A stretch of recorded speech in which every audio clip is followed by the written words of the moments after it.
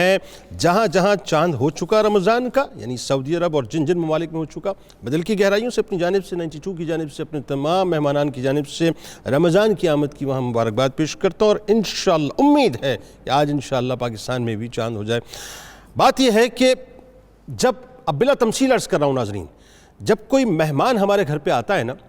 تو ہم مہمان کے کیلیبر اور اس کے اسٹیٹس کے اعتبار سے اہتمام کرتے ہیں۔ یعنی میزبان کرتا یہ ہے کہ مہمان کا جیسا کیلیبر ہو، جیسا مقام ہو، جیسا مرتبہ ہو، اسی اعتبار سے اس کے پروٹوکول کو مد نظر رکھتے ہوئے وہ اپنے گھر میں میزبانی کے فرائض انجام دیتا ہے، تاکہ آنے والا مہمان اپنے مراتب کے اعتبار سے میزبانی کو محسوس کرے اور پھر جب جائے تو خوش ہو کر جائے۔ یہ ایک دنیاوی بات ہے ناظرین، لیکن بات وہ ہے کہ جب مہمان اللہ کی طرف سے بھیجا گیا ہو، یعنی جو ماہ غفران ہو، جو ماہ رحمان ہو، جو ماہ رمضان ہو، جو ماہ رحمت ہو، جو ماہ مغفرت ہو اور جو ماہ نجات ہو، تو پھر اس کا کیا ہی کہنا ناظرین کہ حضور نبی کریم صلی اللہ علیہ وآلہ وسلم اس مبارک مہینے کو خوش آمدید کہہ کر اس کا استقبال فرمایا کرتے تھے، اور صحابہ کرام رضوان اللہ تعالیٰ علیہم اجمعین سے سوالیہ انداز میں 3 بار دریافت کرتے کہ کون تمہارا استقبال کر رہا ہے اور تم کس کا استقبال کر رہے ہو؟ حضرت عمر بن خطاب رضی اللہ تعالیٰ عنہ نے عرض کیا کہ یا رسول اللہ صلی اللہ علیہ وآلہ وسلم،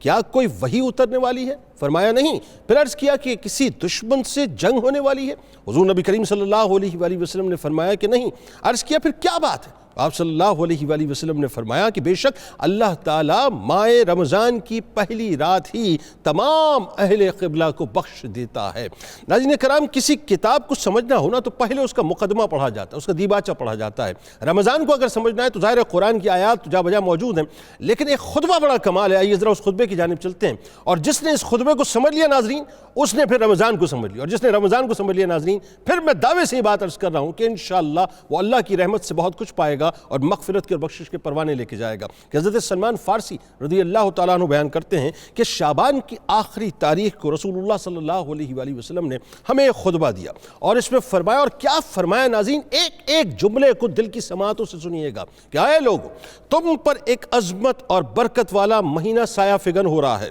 اس مہینے میں ایک رات ہے جو شب قدر ہے، جو 1000 مہینوں سے بہتر ہے۔ اس مہینے کے روزے اللہ تبارک و تعالیٰ نے فرض کیے ہیں، اور اس کی راتوں میں قیام کو غیر فرض یعنی سنت کیا ہے۔ جو شخص اس مبارک مہینے میں اللہ کی رضا اور اس کے قرب حاصل کرنے کے لیے کوئی غیر فرض عبادت کرے گا تو اس کا ثواب دوسرے زمانے کے فرض نیکی کے برابر ملے گا، اور اس مہینے میں فرض نیکی کا ثواب دوسرے زمانے کے 70 فرضوں کے برابر ملے گا۔ یہ صبر کا مہینہ ہے، اور صبر کا بدلہ جنت ہے۔ یہ ہمدردی اور غمخواری کا مہینہ ہے، اور یہی وہ مہینہ ہے جس میں مومن بندوں کے رزق میں اضافہ کر دیا جاتا ہے۔ سنتے جائیے صاحب، جس نے اس مہینے میں کسی روزے دار کو اللہ کی رضا اور ثواب حاصل کرنے کے لیے افطار کرایا تو یہ اس کے لیے گناہوں کی مغفرت اور دوزخ کی آگ سے آزادی کا ذریعہ ہوگا، اور اس کو روزے دار کے برابر ثواب دیا جائے گا،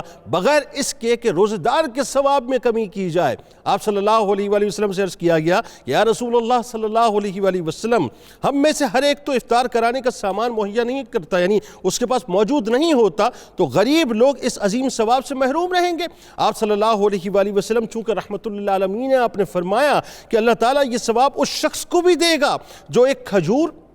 یا دودھ کی تھوڑی سی لسی یا صرف پانی کے ایک گھونٹ پر کسی کو افطار کرا دے، یعنی روزہ افطار کرا دے۔ اس کے بعد آپ صلی اللہ علیہ وآلہ وسلم نے فرمایا کہ اس مبارک مہینے کا پہلا حصہ رحمت ہے، درمیانی حصہ مغفرت ہے، اور آخری حصہ دوزخ کی آگ سے آزادی ہے۔ جو آدمی اس مہینے میں اپنے غلام و خادم کا کام کم کر دے گا، یعنی اس میں کمی کر دے گا، تو اللہ تبارک و تعالیٰ اس کی مغفرت فرما دے گا اور اس کو دوزخ سے رہائی اور آزادی دے دے گا۔ اور اس مہینے میں 4 چیزوں کی کثرت کرو۔ بڑا کیٹیگوریکل میرے سرکار نے فرمایا کہ 4 چیزوں کی کثرت رکھا کرو، جن میں 2 چیزیں ایسی ہیں جن کے ذریعے سے تم اپنے رب کو راضی کر سکتے ہو، اور 2 چیزیں ایسی ہیں جن سے تم کبھی بے نیاز نہیں ہو سکتے۔ وہ کلمہ طیبہ اور استغفار کی کثرت، یعنی 2 چیزیں، اور 2 چیزیں یہ ہیں کہ جنت کا سوال کرو اور دوزخ سے پناہ مانگو۔ اور آخری جملے میرے سرکار نے فرمایا کہ اور جو کوئی کسی روزے دار کو پانی سے سیراب کرے، اس کو اللہ تبارک و تعالیٰ قیامت کے دن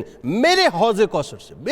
کوثر سے ایسا سیراب کرے گا جس کے بعد اس کو کبھی پیاس ہی نہیں لگے گی، یہاں تک کہ وہ جنت میں پہنچ جائے گا۔ مجھے بتائیے صاحب کہ یہ تو انعامات و اکرامات کے وہ بمپر پرائزز ہیں ناظرین، جس کو اگر ہم سمجھ لیں اور اس کی طرف لگ جائیں تو یقین مانیے کہ اللہ کی رحمت کے سارے دروازے کھلے ہوئے ہیں، بس وصول کرنے والا ہونا چاہیے اور اس بمپر پرائز کو یا ان بمپر پرائزز کو لوٹنے والا ہونا چاہیے۔ آئیے آغاز کرتے ہیں۔ ہمارے ساتھ 3 شخصیات موجود ہیں اور آج کا پروگرام اعتبار سے ناظرین بڑا امپورٹنٹ ہے کہ گفتگو ہوگی آج انشاءاللہ استقبال رمضان کے حوالے سے اور معمولات رمضان کے حوالے سے، لیکن ساتھ ساتھ آپ کو ہم یہ بھی بتائیں گے کہ سحری اور افطار میں آپ نے کن کن باتوں کو ایوائڈ کرنا ہے اور کن کن باتوں کو اڈاپٹ کرنا ہے۔